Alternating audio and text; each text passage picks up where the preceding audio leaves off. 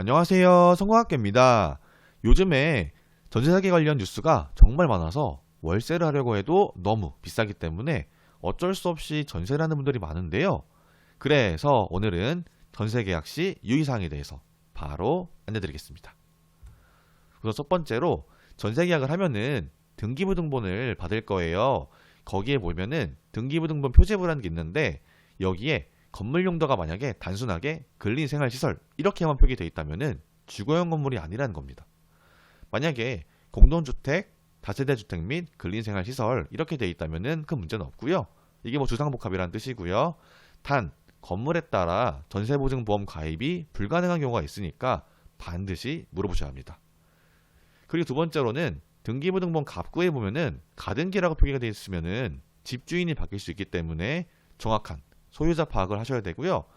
소유권 이전에 담보가등기 같은 경우는 돈을 빌려준 다음 못 갚으면은 집을 가져가겠다고 약속을 한 거기 때문에 이거는 하시면 안 될 것 같고요.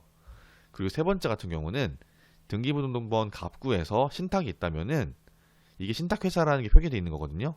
그러면은 소유권을 신탁사로 넘기고 대출을 받은 거예요. 뭐 등기부등상 집주인인 신탁회사 동의서를 반드시 받아야 되고요.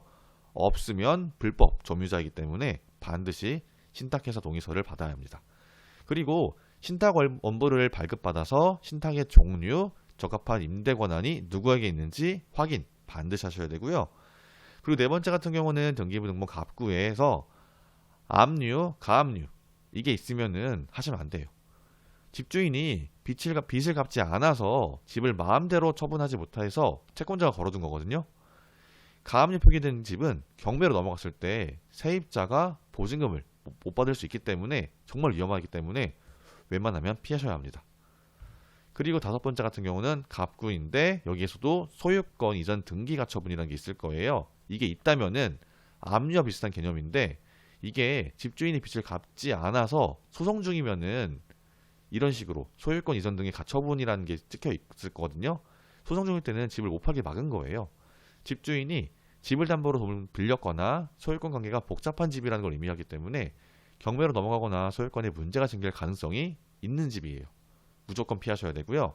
그리고 갑구에 임차권 등기 명령이라는 게 있다면은 기존 세입자에게 보증금을 돌려주지 않아서 대항력 유지를 위해 표기를 한 거거든요.